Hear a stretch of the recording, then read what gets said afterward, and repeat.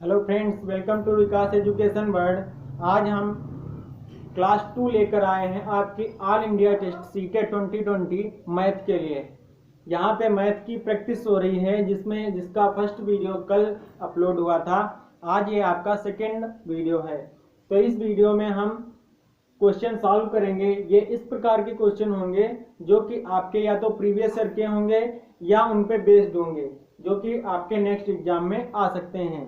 तो यहाँ पे देखिए, आपका क्वेश्चन नंबर फर्स्ट है, यदि s बराबर 1 minus 2 plus 3 minus 4 plus 5 minus 6 plus 7 minus 8 dot dot dot plus 49 minus 50 इस प्रकार से एक सीरीज दी है, एक प्लस का एक माइनस का एक प्लस एक माइनस अल्टरनेट करके दिए हैं, तब s का योज्य प्रतिलोम क्या होगा। आप लोगों को पता है योज्य प्रतिलोम और गुणात्मक प्रतिलोम क्या होते हैं। योज्य प्रतिलोम एक ऐसी संख्या होती है जिसे हम प्रीवियस नंबर में जोड़ने पर उसका जो सम आए वो क्या कर दे, वो जीरो कर दे। जो सम आए वो क्या हो जाए, जीरो। तो देखिए यहाँ पे जो सीरीज दी है कुछ इस प्रकार से दी है, s बराबर 1 minus 2 plus 3 minus 4 plus 5 minus 6 dot dot dot plus 49 minus 50 इस प्रकार से दी है। अगर हम इसको अलग अलग कर लें, प्लस वाले नंबर अलग कर लें, माइनस वाले नंबर अलग कर लें, तो देखिए कैसे बनेगा। 1 प्लस 3 प्लस 5 प्लस 7 होगा, प्लस डॉट डॉट डॉट कहाँ तक हम लोग जाएंगे, 49 तक। इसी प्रकार से अगर हम माइनस वाले नंबर अलग कर लें, माइनस वाले नंबर अलग अलग कर लें अगर, तो यहाँ पे 2 हो जाएगा, plus 4 plus 6 plus 8 plus dot dot dot plus यहाँ पे क्या हो जाएगा आपका 50। यहाँ तक का सबका क्लियर है सब लोगों को? यहाँ तक की बात सब लोगों को क्लियर है? तो देखिए, अगर यहाँ से 1 से 50 तक के नंबर थे तो आपके 50 नंबर 50 अंक यहाँ पे थे, 50 संख्याएं दी थी, जिसमें से हमने आधी आधी कर ली, तो 25 संख्याएं ये हो गई आपकी और 25 संख्याएं ये हो गई आपकी। 25 संख्याएं प्लस वाली थी और 25 संख्याएं आपकी माइनस वाली थी। तो देखिए अब हमें पता है इसका, अगर हम लोग, ये एक सीरीज बन गई है जिसको हम कहते हैं समांतर श्रेणी। देखिए 1 और 3 के बीच में समांतर श्रेणी एक ऐसी श्रेणी को कहा जाता है जिसमें प्रत्येक पद का सार्वंतर समान हो। सार्वंतर क्या हो, समान हो। जैसे देखिए 1 और 3 के बीच में डिफरेंस कितना है, 2। 3 और 5 के बीच में डिफरेंस कितना है, 2। और 5 और 7 के बीच में डिफरेंस कितना है, 2। इस प्रकार से प्रत्येक दो नंबर्स के बीच में, क्रमागत दो नंबर्स के बीच में डिफरेंस हमें कितना कितना मिल रहा है, 2 2। तो यहाँ पे इसका डी हो जाएगा 2। डी क्या हो जाएगा, डी हम कहते हैं डिफरेंस को। डिफरेंस यहाँ पे कितना है प्रत्येक नंबर के बीच में, 2। अगर हम देखें यहाँ पर फर्स्ट पद को हम कहते हैं ए बराबर यहाँ पे कितना दिया है, 1। और एन क्या है, नंबर की संख्या। तो इसमें संख्याओं की संख्या कितनी होगी, कितने पद होंगे, पदों की संख्या। एन क्या है, पदों की संख्या। तो पदों की संख्या यहाँ पे कितनी हो जाएगी आपकी, 25, क्योंकि 25 प्लस वाले पद थे और 25 माइनस वाले पद थे। अब हम लोग फार्मूला देखेंगे कि किन्हीं एन समांतर श्रेणी के एन पदों का योगफल क्या होता है। तो समांतर श्रेणी के, यहाँ पे हम लिख लेंगे समांतर, चूंकि समांतर श्रेणी के एन पदों का योगफल बराबर, एन पदों का योगफल बराबर क्या होता है, n अपान 2 2a plus n minus 1 into D. ये आपका होता है समांतर श्रेणी के n पदों का योगफल, n अपान 2 2a plus n minus 1 into D. यहाँ पर n क्या है, पदों की संख्या। तो इसमें पद कितने हैं आपके, 25 हैं। पद यहाँ पे कितने हैं, 25, क्योंकि यहाँ टोटल पद जो ये सीरीज थी उसमें थे 50, जिसमें से 25 आपके प्लस वाले हैं और 25 माइनस वाले हैं। तो यहाँ पे देखें n पदों की संख्या, यहाँ पे लिख देंगे हम पदों की संख्या। n क्या है, आपकी पदों की संख्या है। ए क्या है, पहला पद है, ए यहाँ पर क्या है, पहला पद है। डी क्या है, सार्वंतर है, सार्वांतर है, जिसे हम डिफरेंस कहते हैं। तो यहाँ पे इनकी सबकी हम वैल्यू पुट करेंगे और इसका योगफल हम निकाल लेंगे। तो n की वैल्यू क्या है, 25/2, 2a, a की वैल्यू है 1, तो 2 1 जा हो जाएगा 2 प्लस n माइनस 1, n बराबर है 25, तो 25 में से 1 चला जाएगा, यहाँ पे बचेगा 24 इंटू डी बराबर कितना है, 2। इस प्रकार से देखिए इसको कैसे सॉल्व करेंगे। 25/2 यहाँ पे लिखा रहने देंगे, मल्टीप्लाई में देखिए 2 1 जा 2, ये हो जाएगा 24 दूनी 48, 48 और 2 50। अगर यहाँ से हम इसको डिवाइड करेंगे तो 2 सही, हम 25 की मल्टीप्लाई करेंगे तो ये हो जाएगा 625। ये कितना हो गया आपका, 625। 625 आपका इस श्रेणी का योग आया है, 625। तो देखिए अब हम यहाँ पे 625 लिख लेंगे। ये s बराबर था, s बराबर पहली श्रेणी का योगफल कितना आ गया आपका, 625। अब देखिए नेक्स्ट यहाँ पे लगा है माइनस। अब इसमें अगर हम 2 कॉमन ले लें, जो ये माइनस वाली सीरीज है इसमें 2 कॉमन ले लें तो बचेगा 1 plus 2 plus 3 plus 4 plus dot dot dot dot 25। देखिए यहाँ पे एक सीरीज हमें मिल रही है, 1 से लेकर सभी प्राकृतिक संख्याएं हैं 25 तक, 1 से लेकर 25 तक की प्राकृतिक संख्याएं हैं। अब आप लोगों को एक फार्मूला पता होगा, एक फार्मूला होता है n प्राकृतिक संख्याओं का योगफल। n प्राकृतिक संख्याओं का योगफल क्या होता है, फार्मूला n+1/2। क्या होता है फार्मूला, n+1/2, किन्हीं n प्राकृतिक संख्याओं का योगफल। तो यहाँ पे प्राकृतिक संख्याएं इस सीरीज में कितनी है आपकी, 25। कितनी है, 25। इस सीरीज में आपकी प्राकृतिक संख्याएं कितनी है, 25। तो 25 प्राकृतिक संख्याओं का योगफल क्या हो जाएगा। तो देखिए अगर हम फार्मूला लिखें यहाँ पर n प्राकृतिक, देखिए फार्मूला क्या होता है, n प्राकृतिक संख्याओं का योगफल बराबर n+1/2। ये आपका फार्मूला होता है। इससे हम लोग सेकेंड सीरीज का सम निकालेंगे। तो -2 बाहर लिखा है क्योंकि 2 हमने इससे कॉमन लिया था, तो प्रत्येक टर्म से 2 कॉमन आ गया था बाहर। अब देखिए यहाँ पे n बराबर कितना है, n बराबर कितना है आपका है 25। n बराबर कितना है, 25। तो n बराबर 25 हम रखेंगे, तो n+1, 25 और 1 26, और गुणे बटे में क्या हो जाएगा 2।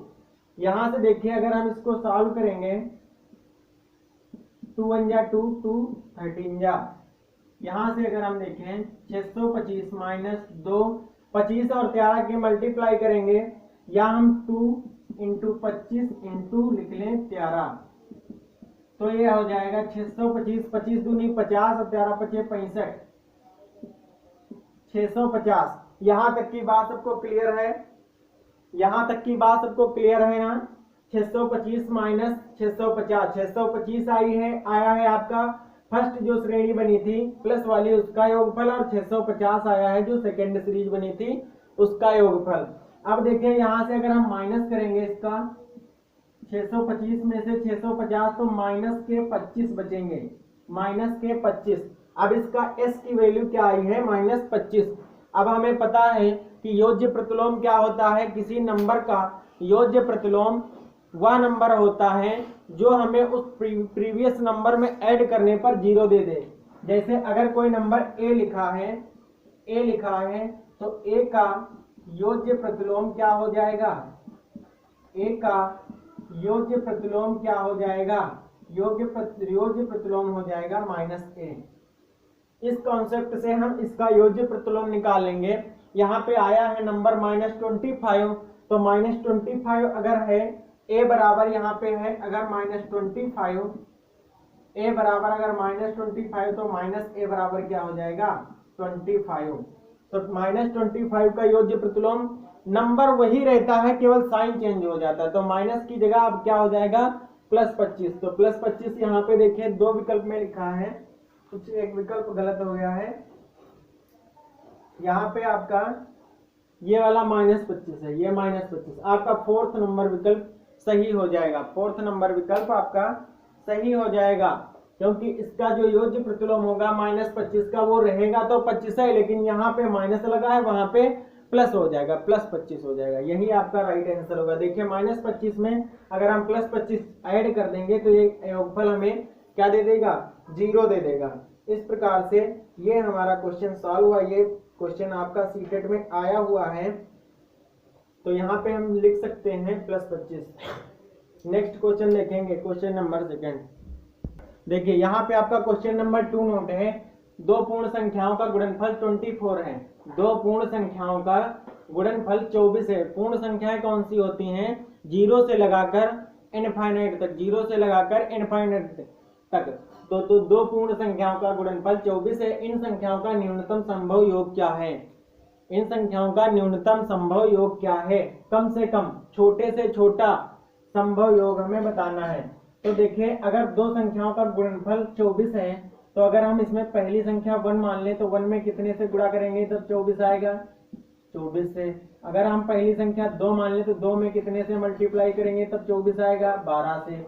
अगर हम 3 मान लें तो 3 में कितने से करेंगे, 8 से। अगर हम 4 मान लें तो 4 में कितने से करेंगे, 6 से। नेक्स्ट आप इतने ही आपके पेयर बनेंगे, ये आपके पेयर बनेंगे 1 24, 1 और 24, 2 12, 3 8, 6 और 4। अगर हम इनका सम निकालें, 24 और 1 का सम निकालेंगे 25, 2 और 12 का निकालेंगे 14, 3 और 8 का निकालेंगे 11, 6 और 4 का निकालेंगे 10। तो देखिए सबसे छोटा जो है न्यूनतम संभव योग क्या आया है आपका, 10। क्या आया है, 10। इस प्रकार से हमारा विकल्प नंबर 1 सही हो जाएगा। विकल्प नंबर 1 सही हो जाएगा। यहाँ से देखिए कोई दिक्कत है आप लोगों को। चलिए नेक्स्ट क्वेश्चन देखेंगे। देखिए यहाँ पे 3rd क्वेश्चन आपका है, यदि A P B equal to A cross B, A into B और ए डॉट बी बराबर ए प्लस बी। यहाँ पे P जो सिंबल है वो आपका मल्टीप्लाई डिनोट करता है, जो डॉट है वो आपका प्लस डिनोट करता है। तो A3P4 डॉट 7P9 का मान होगा। तो देखिए P से हम क्या बनाते हैं, इंटू, और डॉट से हम क्या बनाते हैं, प्लस। तो 3P4 बराबर क्या हो जाएगा, 3 इंटू 4, 3 चौके 12। 7P9 बराबर क्या हो जाएगा, 7 इंटू 9 बराबर 7 9 63। अब 12 इसकी वैल्यू आई है और बीच में लगा है डॉट और इसकी वैल्यू आई है 63। तो डॉट का मीन क्या होता है, ऐड, प्लस। तो 12 और 63 को हम लोग प्लस कर लेंगे, 3 2 5 और 6 1 7। आपकी वैल्यू आ गई है 75। ऑप्शन नंबर 3 आपका क्लियर आंसर होगा।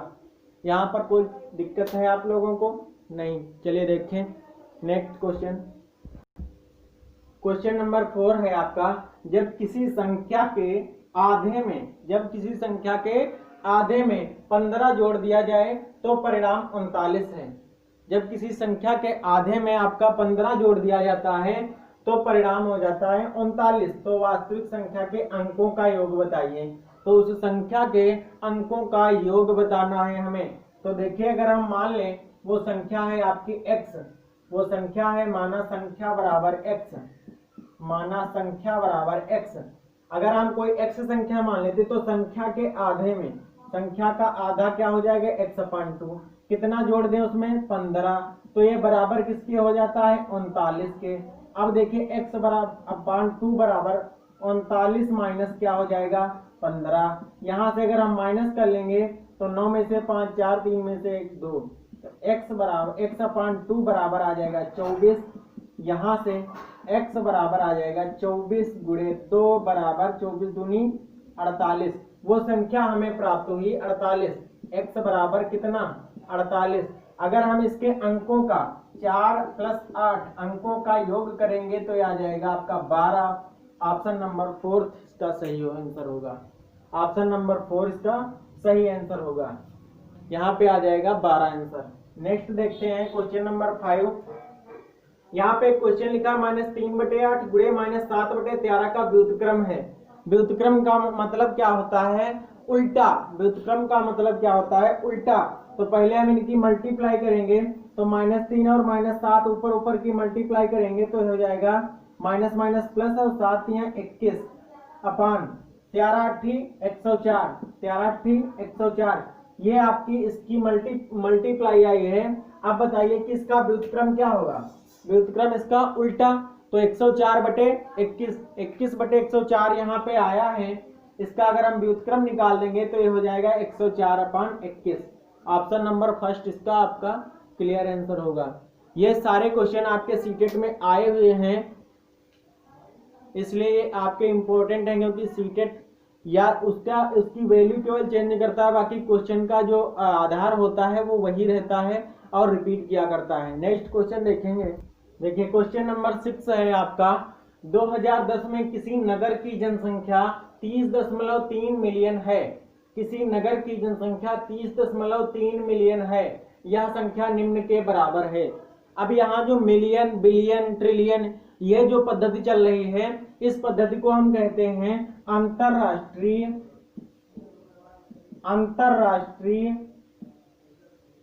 संख्या प्रणाली। अंतरराष्ट्रीय संख्या प्रणाली। हम साथ साथ में क्वेश्चन का जो कॉन्सेप्ट होगा वो क्लियर करते चलेंगे। तो देखिए अपने यहाँ जिसे पढ़ा जाता है, अपने यहाँ की जो पद्धति भारतीय प्रणाली होती है आपकी, वो होती है आपकी इकाई।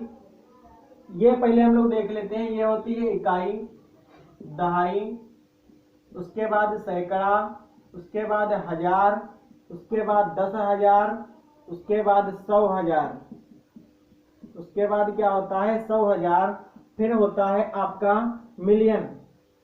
100,000 के बाद यहाँ पे आ जाता है आपका 1 मिलियन, फिर 10 मिलियन, फिर 100 मिलियन। इस प्रकार से ये प्रोसेस पूरा चलता है आपका अंतरराष्ट्रीय संख्या प्रणाली का। अंतरराष्ट्रीय संख्या प्रणाली का। तो यहाँ पे अगर हम भारतीय प्रणाली देखें, तो भारतीय प्रणाली में इकाई के नीचे इकाई ही रहेगा, दहाई के नीचे दहाई ही रहेगा, सैकड़ा के नीचे सैकड़ा ही रहेगा, हजार के नीचे हजार ही रहेगा, 10,000 के नीचे 10,000 ही रहेगा। लेकिन जहां भी 100,000 आए वहां पे अपने यहाँ क्या हो जाता है? लाख। अपने यहाँ क्या हो जाता है? लाख। और फिर मिलियन जहां आ जाते हैं वहां पे अपने यहाँ हो जाता है 10 लाख। अपने यहाँ क्या हो जाता है? 10 लाख। तो यहाँ की देखिए जनसंख्या कितनी है? 30.3 मिलियन। अब हम जानते हैं कि 1 मिलियन बराबर कितने हैं? 10 लाख हैं। 1 मिलियन बराबर 10 लाख। इकाई, दहाई, सैकड़ा, हजार, 10,000, लाख और 10 लाख। इकाई, दहाई, सैकड़ा, हजार, 10,000, लाख, 10 लाख। ये आपके 1 मिलियन है। तो 30.3 मिलियन बराबर क्या हो जाएगा आपका? 30.3 से 10 लाख की मल्टीप्लाई हो जाएगी। देखिए 3 और 3 6 0, 3 और 3 6 0। अब जब इसकी मल्टीप्लाई हम लोग करेंगे तो यहाँ पे पॉइंट लगा है तो 1 दशमलव यहाँ से हट जाएगा और पॉइंट हट जाएगा। 1 2 3 4 5 0 बचेंगे, 2 3 5। ये आपकी वैल्यू हो जाएगी 30 30 और 4 0, 30 30 3 0। ये नहीं होगा। 300 300 ये भी नहीं होगा। 30 30 4 0। ऑप्शन नंबर थर्ड आपका क्लियर आंसर होगा इसका। ऑप्शन नंबर थर्ड इसका क्लियर आंसर होगा। यहाँ पे हमने देखा अंतरराष्ट्रीय संख्या प्रणाली और भारतीय संख्या प्रणाली में किस प्रकार से अंतर होता है। 10,000 तक कोई अंतर नहीं होता है। 10,000 तक कोई अंतर नहीं होता है। लेकिन जैसे ही यहाँ पे हम बढ़ेंगे आगे तो अंतरराष्ट्रीय में होता है 100,000, लेकिन अपने यहाँ क्या हो जाता है? लाख। जैसे ही और आगे बढ़ेंगे एक स्थान यहाँ पे आ जाएगा मिलियन और अपने यहाँ क्या हो जाएगा? 10 लाख। तो 1 मिलियन किसके बराबर होता है? 10 लाख के। तो 30.3 मिलियन आपके 30 इकाई, दहाई, सैकड़ा, हजार, 10,000, लाख, 10 लाख, करोड़, 3 करोड़ 3 लाख के बराबर हो गया। ये ऑप्शन नंबर आपका थर्ड सही है। नेक्स्ट क्वेश्चन देखेंगे। देखिए यहाँ पे आपका क्वेश्चन नंबर 7 नोट है। संख्या 3 की पावर 98। 3 की पावर 98 को 5 से भाग देने पर शेष क्या बचेगा? 3 बचेगा, 4 बचेगा, 1 बचेगा, 2 बचेगा। 4 विकल्प आपके पास दिए हैं। वीडियो को पॉज करिए और क्वेश्चन को हल करिए, देखिए कि क्या आंसर इसका आएगा। चलिए हम शुरू करते हैं। 3 की पावर 98 जिसे लिखा है, तो इसकी पावर हम 98 को सॉल्व थोड़ी ना करेंगे, 3 को 98 बार हम गुणा करें। 3 को 98 बार गुणा ना करके हमें क्या देखना है कि शेष कितना बचता है। शेष आपकी एक डिजिट बच रही है, मतलब यूनिट डिजिट बचेगी। तो यूनिट डिजिट हम अगर जान जाए कि क्या है इस नंबर की, तो हमें 5 से भाग देने पर पता चल जाएगा कि हमारा शेष क्या बचेगा। तो देखिए 3 की पावर 98 में अगर हम इसकी यूनिट डिजिट देखेंगे, तो यूनिट डिजिट हम लोग कैसे देखते हैं, पहले पावर को हमें 4 से भाग देना होता है। जब किसी पावर वाली संख्या का यूनिट डिजिट निकालते हैं तो उसकी पावर को पहले 4 से भाग देते हैं। तो 98 को हम पहले 4 से भाग देंगे। देखिए क्या आएगा, 4 दूनी 8, 1 8 उतरा 4 चक्कू 16। यहाँ पे रिमाइंडर बचा है 2, यहाँ पे रिमाइंडर बचा है 2। तो अब 3 की घात कितनी हो जाएगी आपकी, 3 की घात हो जाएगी 2। 3 की घात कितनी हो जाएगी आपकी, 3 की घात हो जाएगी 2। 3 की घात यहाँ पे कितनी हो जाएगी यूनिट डिजिट में, तो 3 की पावर 98 का में इकाई अंक बराबर क्या हो जाएगा, 3 की पावर बचा है रिमाइंडर कितना 2, तो 3 की पावर 2 हो जाएगा, तो ये हो जाएगा 9। अब देखिए इसका जो यूनिट डिजिट आया है, इकाई का अंक आया है, वो 9 आया है। संख्या चाहे जितनी बड़ी हो, 2 4 6 7 8 9 10, मतलब चाहे जो भी हो, लास्ट में 9 लिखा है। तो अगर हम 5 से इसको डिवाइड करेंगे, 5 से डिवाइड करेंगे तो लास्ट में एक नंबर यहाँ 9 ही उतरेगा। और 5 से जब हम इसको डिवाइड करेंगे तो 5 करना 5 करेंगे, और रिमाइंडर क्या बचेगा, रिमाइंडर क्या बचेगा 4, रिमाइंडर क्या बचेगा 4। तो ऑप्शन नंबर सेकंड आपका इसका सही आंसर होगा। ऑप्शन नंबर सेकंड इसका सही आंसर होगा आपका। नेक्स्ट क्वेश्चन देखेंगे, क्वेश्चन नंबर 8। यहां तक की बात सबको क्लियर है। देखिए क्वेश्चन नंबर 8, यहाँ पे सभी सिलेक्टेड क्वेश्चन आपके मिलेंगे जो कि सीटेट में आए हुए होंगे या तो इनके बेस्ड आएंगे क्वेश्चन। देखिए 13 की पावर 2003, 13 की पावर 2003 में इकाई के स्थान पर क्या आएगा। तो इकाई के स्थान का अप्रोच जो होता है, कॉन्सेप्ट क्या होता है, अभी हमने बताया है कि इकाई के स्थान अगर पावर वाली कोई नंबर है, पावर वाली संख्या कोई दी गई है जिसकी घात लगी है, तो उसमें इकाई का अंक निकालने के लिए हमको घात को 4 से भाग करना पड़ता है। तो 2003 को हम पहले 4 से भाग करेंगे। तो देखिए 4 पंचे 20, उतरा 0, 4 सिफर 0, उतरा 3। अब देखिए यहाँ पे 3 आपका रिमाइंडर हो जाएगा। अगर हम इसे 0 से डिवाइड भी करेंगे तब भी 3 शेष आपका बचेगा, 3 शेष बचेगा। जो शेष बचेगा वही आपकी यहाँ पे पावर बन जाएगी। अब जो शेष बचता है वही आपकी पावर बन जाएगी। अगर यहाँ पे शेष 0 बचे, अगर आपका यहाँ पे शेष 0 बचे, तो आपके लिए एक नया कॉन्सेप्ट होगा, वो हम लोग नए क्वेश्चन में डिस्कस करेंगे।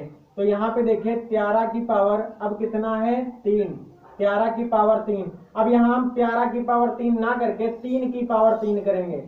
यूनिट डिजिट में क्या होगा 3, तो 3 की पावर 3 कर लेंगे और यहाँ से इसका आंसर आ जाएगा 27।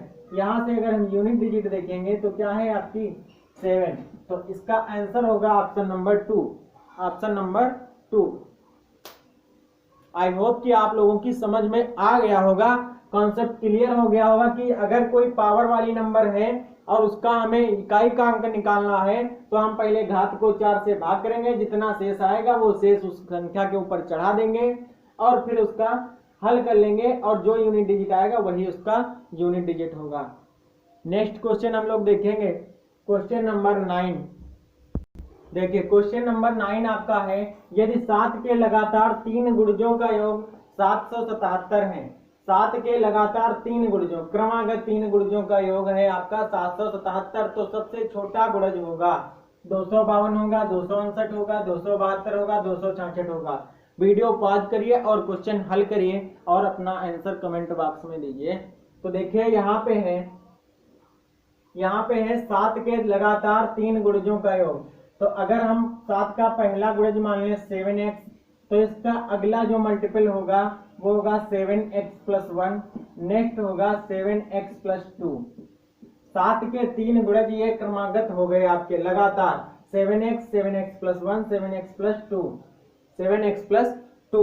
अब हम लोगों को दिया गया है इन 3 गुणजों का योगफल, तो हम इन तीनों को अब ऐड कर देंगे, इन तीनों को ऐड कर देंगे। तो देखिए प्लस लगा दिया बीच में, और इसका योगफल दिया है 777, योगफल दिया है 777। अब इसको हम सॉल्व करेंगे तो ये है आपका 7x प्लस 7x, जब ये ब्रैकेट ओपन होगा तो 7 की x से गुणा होगी प्लस 7 की 1 से गुणा होगी, 7 1 जा 7, इधर भी 7 की x से 7 की 2 से 14 बराबर हो जाएगा 777। 7x 7x 7x 7 यहाँ 21x प्लस 7 और 14 21 बराबर 777। तो यहाँ से 21x बराबर आ जाएगा आपका 777 माइनस 21, घटा लेंगे 6 बचेगा 5 बचेगा 756। 21x बराबर 756, तो यहाँ से x बराबर 756 बटे 21, 7 यहाँ 21, 7 करना 7 7 8 56, 3 यहाँ 9 3 6 18, तो x बराबर आ गया आपका 36। x बराबर क्या आ गया आपका 36। तो यहाँ पे देखिए सबसे छोटा गुणज हमने क्या लिया था 7x, सबसे छोटा गुणज क्या है 7x, तो x की वैल्यू अब क्या है 36, गुणा कर लेंगे 7 6 42, 4 आया 7 3 21, 4 25, 252 आपका राइट आंसर होगा। Option number first, option number first आपका राइट आंसर होगा। यहाँ से सबको क्लियर हुआ होगा। 7 के लगातार 3 गुणज हमने ले लिए 7x, 7x+1, x यहाँ पे कोई भी नंबर है, x यहाँ पे कोई भी नंबर है 1 2 3 4 जो भी हो वो हो सकता है। अगर यहाँ पे 4 होगा तो ये 4 1 प्लस 5 हो जाएगा, 4 + 2 6 हो जाएगा, तो 7 × 4 7 × 5 7 × 6, इस प्रकार से लगातार ये हो जाएंगे 7x, 7x+1, 7x+2। इनका योग हमें दिया गया है कितना 777। इस प्रकार से हम इसको सॉल्व कर लेंगे, x की वैल्यू निकाल लेंगे। फिर हमें पता करना है सबसे छोटा गुणज। सबसे छोटा गुणज हमने सबसे पहले माना था 7x, तो 7x की वैल्यू हमने निकाली 252 आ गई, यही आपका आंसर हो गया। नेक्स्ट क्वेश्चन देखेंगे, क्वेश्चन नंबर 10। देखिए क्वेश्चन नंबर 10 इस वीडियो को लास्ट क्वेश्चन है। अगर आप लोगों को सेशन पसंद आया हो, ये वीडियो पसंद आई हो, तो वीडियो को लाइक जरूर करें और अपने दोस्तों तक ज्यादा से ज्यादा शेयर करें। हम मानते हैं कि क्वेश्चन थोड़ा लो लेवल के हैं, अभी हम क्वेश्चन हाई लेवल के भी कराएंगे। तो अगर आप लोगों की सीमा से, लिमिट से अगर नीचे हैं तो आप लोग दूसरे लोगों तक शेयर जरूर करें। हो सकता है किसी अन्य को इस वीडियो की जरूरत हो तो उसका भला हो जाए। तो देखिए ये क्वेश्चन लिखा, निम्नलिखित में कौन सा कथन सही है? 2 अभाज्य संख्याओं का योगफल सदैव अभाज्य संख्या होती है। 2 अभाज्य संख्याएं, अभाज्य संख्याएं कौन सी होती हैं? हम यहाँ पे आपको एक एक कॉन्सेप्ट क्लियर करेंगे। अभाज्य संख्याएं कौन सी होती हैं? अगर हम इनको कहें प्राइम नंबर, प्राइम नंबर्स कौन कौन से होते हैं? ऐसी संख्याएं जो केवल या तो वो स्वयं से डिवाइड होती हैं या तो 1 से डिवाइड होती हैं, कोई अन्य तीसरी संख्या से डिवाइड नहीं होती हैं। ऐसी संख्याओं को हम कहते हैं अभाज्य संख्याएं। अभाज्य संख्याएं जिसका कोई तीसरा फैक्टर नहीं होता है, केवल वह संख्या स्वयं होती है और 1 होता है। स्वयं और 1 के अलावा किसी तीसरी संख्या से विभाजित नहीं होती, उन्हें हम कहते हैं अभाज्य संख्याएं। जैसे आपकी अभाज्य संख्याएं हैं 2 3 5 7 11 13 29 19 17, इस प्रकार से 17 19 29 23 29, इस प्रकार से ये जो संख्याएं हैं ये अभाज्य हैं। इनके कोई भी फैक्टर नहीं होते हैं। ये संख्याएं या तो स्वयं से कटेंगी और या तो आपके अपने 1 से कटेंगी। तो 2 अभाज्य संख्याओं का योगफल सदैव अभाज्य संख्या होती है। क्या ये ऑप्शन सही है? तो देखिए हमने 2 अभाज्य संख्या ले ली। जैसे अगर हम ले लें 5 और 3 को अगर हम ऐड कर दें 2 अभाज्य संख्याएं तो इनका योगफल आ जाएगा 8, जो कि अभाज्य संख्या नहीं है, जो कि अभाज्य संख्या नहीं है। तो ये ऑप्शन आपका इनकरेक्ट हो जाएगा। नेक्स्ट है, सबसे छोटी अभाज्य संख्या 1 है। 1 ना तो प्राइम नंबर, ना अभाज्य संख्या होती है और ना ही भाज्य संख्या होती है। 1 को हम ना भाज्य कह सकते हैं ना अभाज्य कह सकते हैं। तो सबसे छोटी अभाज्य संख्या आपकी हो जाती है 2। सबसे छोटी अभाज्य संख्या हो जाती है आपकी 2। अब ये भी आपका ऑप्शन गलत हो गया। नेक्स्ट है, एक भाज्य संख्या विषम संख्या हो सकती है। सम और विषम, भाज्य और अभाज्य भी हमने देखा कि वो संख्याएं जो एक और स्वयं के अलावा किसी संख्या से नहीं कटती हैं तो उन्हें हम अभाज्य संख्याएं कहते हैं। और जो संख्याएं एक या स्वयं के अलावा किसी तीसरे नंबर से डिवाइड हो जाती हैं तो उन्हें हम कहते हैं भाज्य संख्याएं। अब हम लोग समझेंगे सम और विषम। तो सम संख्याएं वह संख्याएं होती हैं जो 2 से डिवाइड हो जाती हैं, जो 2 से कट जाती हैं, पूरी पूरी विभाज्य हो जाती हैं 2 से, तो उन्हें हम कहते हैं सम संख्याएं। उन्हें हम कहते हैं सम संख्याएं। और जो संख्याएं 2 से डिवाइड नहीं होती हैं उन्हें हम क्या कहते हैं, विषम संख्याएं। विषम संख्याएं। तो देखिए यहाँ पे कह रहा है एक भाज्य संख्या विषम संख्या हो सकती है। तो एक भाज्य संख्या जैसे यहाँ पे हम मान लें 15, 15 एक आपकी विषम संख्या, क्योंकि ये 2 से डिवाइड नहीं होगी और ये भाज्य भी है। ये भाज्य भी है क्योंकि ये 3 से कटेगी, 5 से कटेगी, 15 खुद से कटेगी और 1 से कटेगी। तो खुद और 1 के अलावा ये 3 और 5 से भी डिवाइड हो रही है। तो 15 एक भाज्य संख्या है और भाज्य के साथ साथ 15 एक विषम संख्या भी है। तो ये ऑप्शन आपका क्लियर आंसर होगा। नेक्स्ट अगर हम देखें, कोई सम अभाज्य संख्या नहीं है। कोई भी सम संख्या कह रहे हैं, अभाज्य संख्या नहीं है। लेकिन इसका एक उदाहरण है जो कि आपके समक्ष है 2 एक ऐसी केवल और केवल एक सम संख्या है जो कि अभाज्य संख्या है। कोई दूसरी सम संख्या अभाज्य संख्या नहीं होती है। केवल और केवल 2 ही एक ऐसी सम संख्या है जो कि आपकी अभाज्य संख्या होती है। तो अगर वीडियो आप लोगों को पसंद आया तो वीडियो को लाइक जरूर करना प्लीज, और अपने दोस्तों तक ज्यादा से ज्यादा शेयर करना। हो सकता है किसी का भला हो जाए इस वीडियो से। और अगर आप हमारे चैनल पर नए हैं तो प्लीज चैनल को सब्सक्राइब जरूर कर लें और घंटी जरूर दबा लेना, जिससे कि जो भी नई वीडियो अपलोड हो वो सबसे पहले आप तक पहुंचे। Thank you class.